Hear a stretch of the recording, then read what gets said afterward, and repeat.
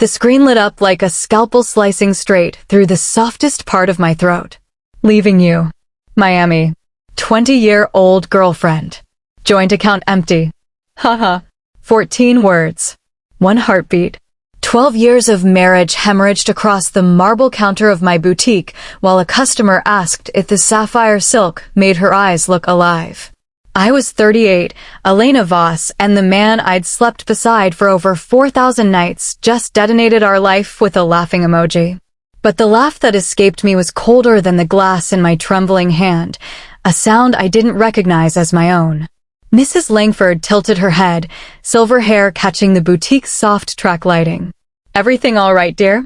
I folded the scarf into silver paper the way I'd folded every suspicion for the past year, precise, invisible creases that no one could unfold.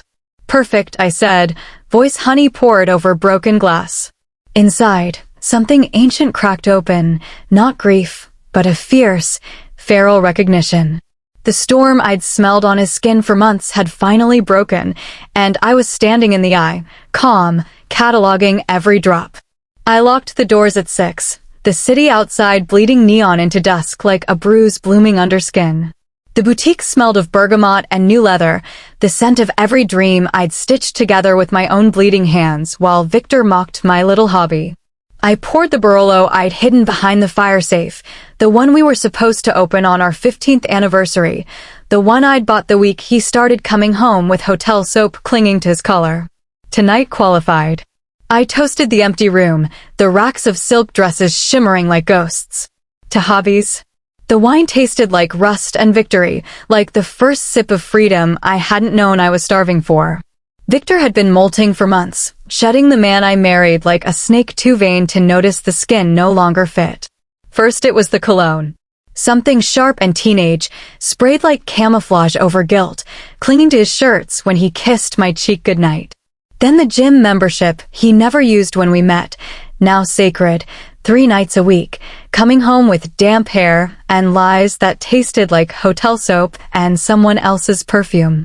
He bought sneakers that squeaked on our hardwood floors like a teenager late for curfew. He laughed at TikToks in the dark beside me, thumb-scrolling faces young enough to be our daughters, faces that made him feel potent again. I cataloged every shift like a scientist watching a virus mutate, every new wrinkle in his routine a data point in the quiet experiment I was running on our marriage. The night he changed his phone passcode, I was in the kitchen slicing peaches for a cobbler he'd never eat. The knife slipped. Blood bloomed in the bowl, pink swirling with gold, and I stared at it and understood. This was practice for the real cut. 3 months earlier, I'd found the receipt wedged between his gym towel and a protein bar wrapper. Lucille, 2 fillets, 1 bottle of 95 Petrus, wine we couldn't afford, wine he'd never shared with me. Date, Thursday. His story, quarterly review dinner with the Tokyo team. I took a photo with shaking fingers, emailed it to myself from the burner account I'd set up the week grandma's lawyer confirmed the brownstone was mine alone. Then I opened a new account at a bank he'd never notice, one with no branch in our zip code, no app he could snoop on. Voss Holdings, LLC. Sole member, Elena Marie Voss. I moved money in whispers, 5,000 here, 8 there, always under the threshold that would ping his ego or trigger an alert. The joint account I left plump and glistening, a spider's lure, swollen with just enough to look like everything while the real fortune bled quietly into my fortress. I named the folder on my laptop Insurance. Inside, every Uber to the office at 11:07 p.m., every Venmo. 2 every hotel swipe at the Royal Plaza on nights he claimed client dinners. A paper trail of rot, each entry a brick in the wall I was building between his chaos and my future. His next text arrived while I steamed a rack of dresses, the hiss of the machine mirroring the hiss in my veins. Don't beg. You're not getting any younger. At least you have your little dress-up store. The steamer clouded the air like rage made visible. I screenshot it, forwarded to Regina Cho, my attorney, my scalpel, the woman who'd once told me, men like him think love is a loophole. Subject line, Exhibit A. Then I muted him. The word little lodged in my throat like a fishbone, sharp and impossible to swallow. Little. The store that grossed 7 figures last year, that paid for the brownstones' taxes, that funded the college funds he thought were our retirement. Little. The empire I'd built from a single rack of consignment dresses in a 400-square-foot storefront while he complained about my long hours and called it playing shop. I pressed the steamer harder against a silk blouse until the fabric gleamed like a threat. I walked the brownstone that night barefoot, wine glass leaving wet rings on the hardwood like crime scene markers, each circle a timestamp of his absence. Our bedroom smelled of his absence, cologne evaporated, sheets cold on his side, the indentation of his body already fading like a bruise. I dragged his suits into the hallway, hung them like scarecrows in the dim light, their shoulders sagging under the weight of his mediocrity. In the closet, I found the box behind his winter coats, the ones he'd stopped wearing because real men don't need cashmere. Black lace teddy, size XS, tags dangling like a noose, the kind of garment that screamed midlife crisis in Victoria's Secret font. Receipt dated 2 days ago. Joint card. I carried it to his pillow, laid it out like evidence, and wrote a note in red ink that bled. Slightly on the satin. Return for store credit. Tell her real women don't shop in the children's section. P.S. The color washes out grown women. I slept in the guest room. Windows open to the city's heartbeat, sirens, laughter, the low thrum of possibility that had always been mine, never ours. Midnight found me in the office behind the boutique, the one Victor called your dollhouse. I opened the safe behind the Modigliani print Grandma swore was a fake, but insured for 6 figures anyway. Inside, the brownstone deed, sole name, notarized the week we married because Grandma whispered, love is blind, but paperwork isn't. Boutique LLC docs, sole member, formed 2 years before we met when I was still selling vintage on Etsy. Every suspicious charge printed in triplicate. A fortress of ink and foresight, each document a brick in the wall I'd been laying since the first time he rolled his eyes at my spreadsheets. Victor thought I was counting receipts. I was counting sins, and the tally was damning. His final text before I blocked him slid in like a snake. Flights and Royal Palm booked on the card. Parting gift. LOL. I laughed so hard the wine nearly came out my nose, a sound that startled me with its edge. Gift accepted. I called the card company from the back office, voice silk over steel, the tone I used when vendors tried to short me on inventory. Elena Voss. Fraudulent charges. 2 first-class tickets to Miami, Royal Palm Suite, spa package, the works. Remove Victor Moreau as authorized user effective immediately. The rep asked for proof. I attached the screenshot, his confession, his emoji, the digital equivalent of a signed confession. Reversing now, ma'am. Anything else? Freeze everything in his name. He's allergic to consequences, and I'm the antidote. I hung up and pictured them tomorrow. Boarding passes dissolving into pixels at the gate, concierge shrugging at a cancelled reservation, Melissa's pout. Collapsing like cheap satin under the fluorescent airport lights. Sweet foreplay to the main event. I called Regina from the Brownstones kitchen, the one with the Sub-Zero he'd insisted on because image matters. He made his move. Her laugh was low and lethal. Papers are warm. File at dawn. Let him marinate one night thinking he's untouchable. Let him pack his swimsuits and his ego. I hung up and opened the wedding album on the island, the one we'd never looked at after the first year. There he was, Victor at 33, hair thick, eyes believing the vows he'd written himself because the priests were too traditional. Now he wore shirts that strained over a belly he blamed on my lasagna, the one he'd begged for every Sunday until he decided carbs were for people who've given up. I flipped to the last page and slipped the hotel key card between photos like a bookmark in a horror novel. Room 412. Charged to the joint card. Date night he said was team bonding with the new interns. I toasted the ghost in the photo with the last of the Barolo. To team bonding. Mayor bonds snap like cheap elastic. Morning arrived with a vengeance. I silenced his flurry of texts, angrier, smaller, the font of a man shrinking in real time, each message a tantrum in miniature. I wore the red dress he hated because it demanded attention, the one I'd bought the day he told me I was letting myself go. The boutique bell chimed like a starting gun, and the Friday rush spilled in women with stories of their own quiet wars, eyes sharp with recognition when they saw the steel in mine.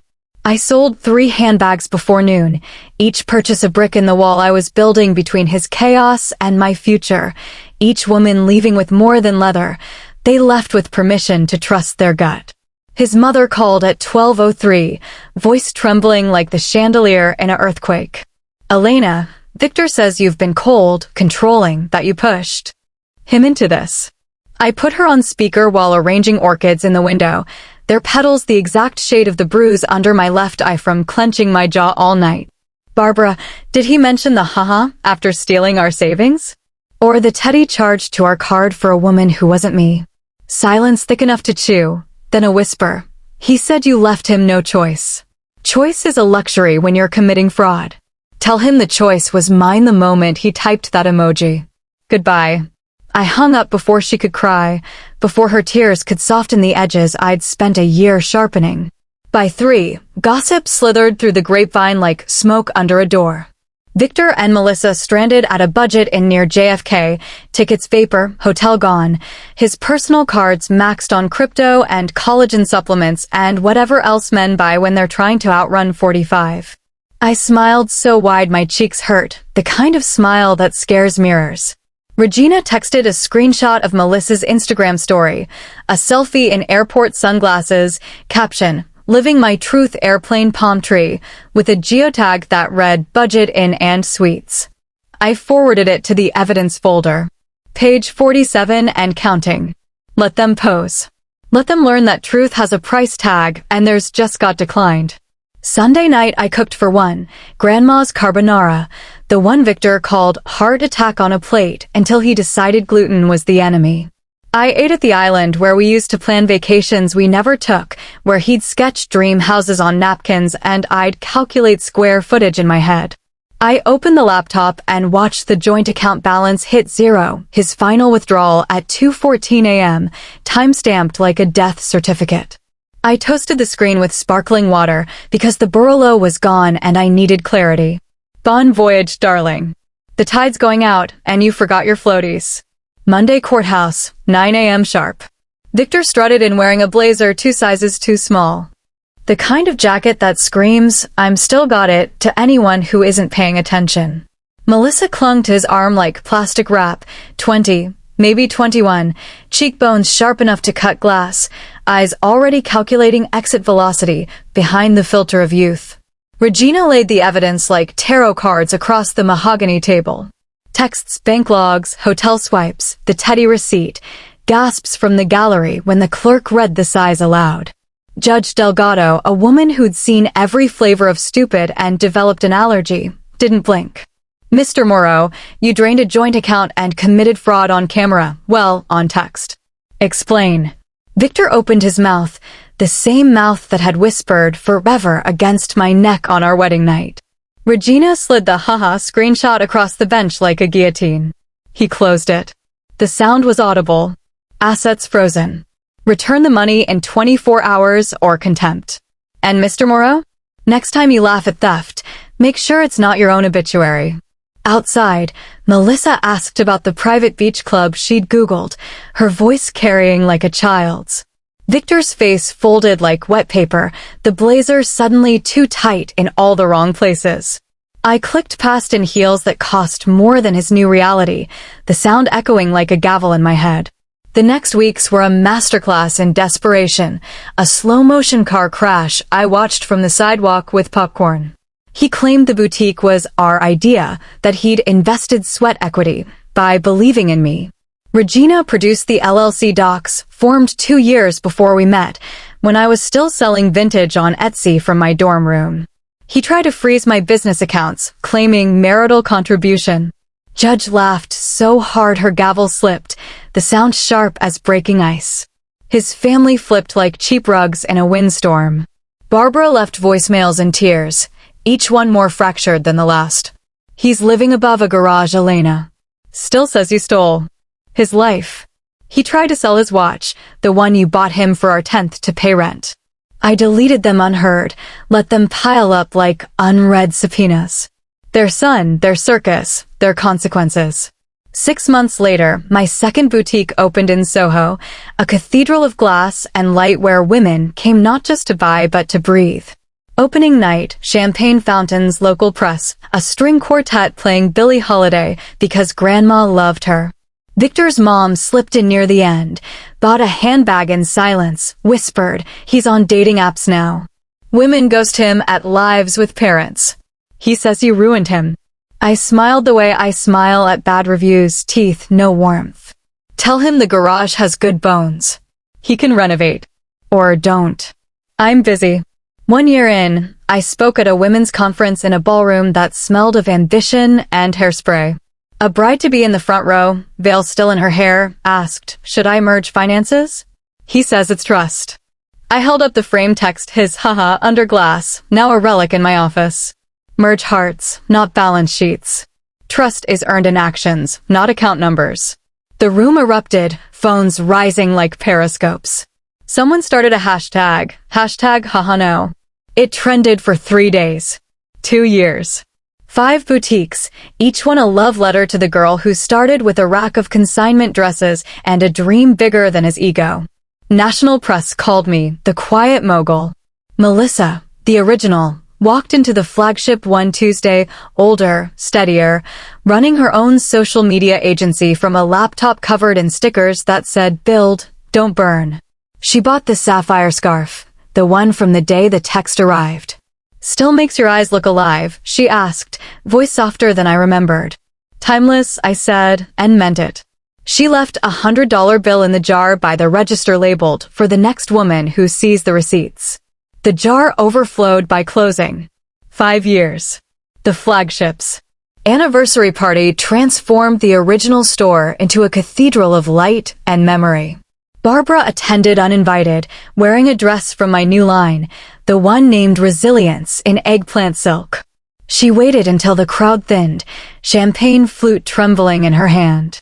Saw Victor yesterday. He was pumping gas in a shirt with someone else's name on it. Talks about glory days like they're coming back. Still doesn't get it. I poured her more champagne, the good stuff. Some men mistake leaving for winning. They never learn the game was never about them. She clinked my glass, eyes wet. "You taught us the difference between support and enabling. That's your legacy to our family."